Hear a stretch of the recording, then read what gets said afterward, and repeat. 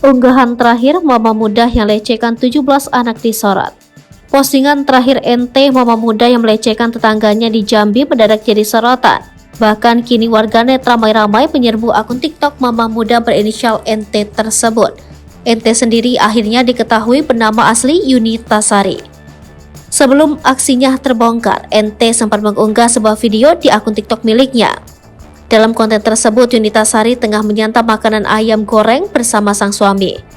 Aksi Yunita Sari masih bak cengengesan saat makan ini pun tak luput dari komentar netizen. Banyak langsung menuding jika Yunita Sari memang benar memiliki keanehan pada dirinya. Sebelumnya, Yunita Sari sendiri memberikan pengakuan kepada kepolisian terkait kehidupannya.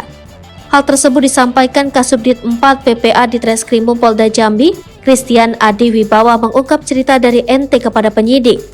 NT mengakui dirinya sempat jadi LC sebelum menikah.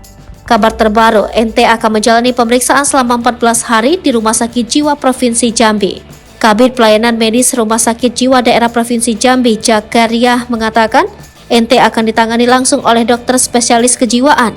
Jakaria menjelaskan jika dibutuhkan, pihaknya juga akan menghadirkan psikolog guna menyelidiki kepribadian NT.